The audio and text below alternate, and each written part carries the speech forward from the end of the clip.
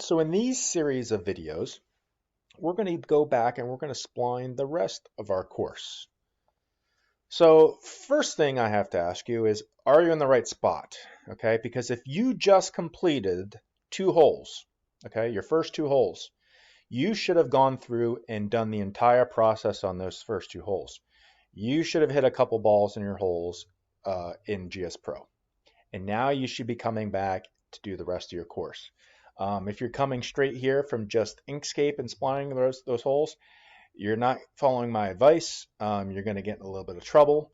And I would suggest that you go back and follow my advice for completing those two holes in GS Pro. Okay, enough said. What we're going to do now is we're going to follow kind of like the same procedure, and you're going to continue to add one or two more holes or even shapes at a time and then run it through Blender again. Remember, you are still learning, and if you run into problems in Blender and you have a bunch of shapes or a bunch of shapes in Inkscape that have problems, it's going to be very hard to troubleshoot in Blender if you're getting this Z fighting and crazy results in that return file. So just do a few holes at a time. That way, worst case is you just wipe what you did there and redraw a few shapes again. Okay. You're going to see as I go through this, use versioning in Inkscape. So, Inkscape version, your file version 1, version 2, version 3, and that way you can easily track which ones you've run through Blender. And if you have issues with a new version, you can just go back to the old version. And hopefully at the end of this, and hopefully because you already went through this whole process, again, based on my recommendation, you're going to understand the file relationships between Inkscape, Blender, and Unity. It's very important. So what do I mean by that? So this is a high level process of how we take our shapes in Inkscape and how they're eventually processed and how they get into Unity and the things that we're doing to them along the way. It's really important to understand what's happening here and the impacts at the various different stages. Okay, so where we're at right now is you've drawn a couple of shapes in Inkscape. And then you've used the Google submission form, which then processes those in the Blender. Okay. Then Blender returns back a mesh file. And remember, you have to go into that mesh file. You might have errors, and some of them are false positives. Some of them are not false positive, and you have issues. Then you have to go back and fix something in Inkscape and then send it through Blender again. But assuming you have a successful mesh file, you then bring that into Blender. And then Blender, that's where you conform it to your terrain. So where does that terrain come from? Well, remember, in Inkscape, we exported our PNG file, okay? We brought it into Unity, and we used that to do some digging in Unity. And you can use RAM for that. Remember, you're flattening your cart paths. You might be digging out your water. You might be digging out your bunkers. You might be using RAM for your bunkers. You might not be using RAM for your bunkers. You might be using Unity brushes. But at this point, you should have already gone through those videos and you understand what they do. When you're done digging in Unity, you export an OBJ file and then you import that into Blender. So now you have your mesh file in Blender with an OBJ terrain file in there. And you conform your meshes to that in Blender. And now you have 3D meshes in Blender that are the shape of your terrain. And at that point, you went through and you can start looking at the OPCD toolset. And that toolset allows you to do a bunch of different things. You can shape your bunkers even further. You can adjust the lips on your bunker, the depths of your bunker. You can make things like pothole bunkers. You can shape your lakes. The lips and the banks of your lakes can be shaped.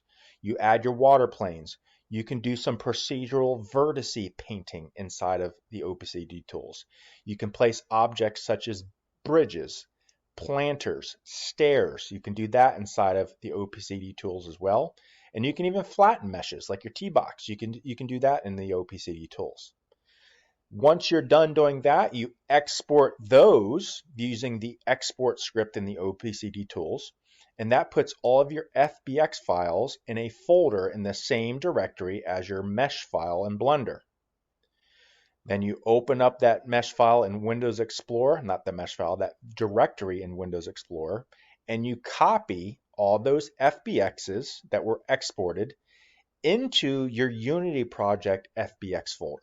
So in your project hierarchy, there's an FBX file, a folder in there, and you copy the ones that were exported from Blender into your Unity project. At that point, they're sitting inside your Unity project, but they're not in your scene. You don't see them because they're not in the scene.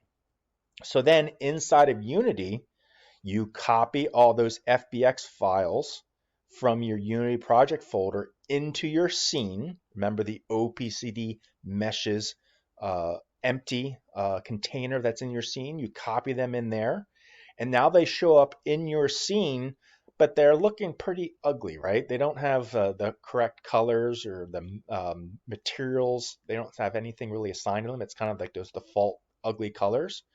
Well, then you run your set mesh materials, which assigns the materials so they look better. Okay, the default materials look much better. And it assigns the colliders and the physics to those so that your fairways behave like fairways. Your semis behave like semis. Your tee boxes have tee boxes. Bunkers behave like sand. Okay, greens behave as greens. Pine straw, you get it. Okay, that gets assigned.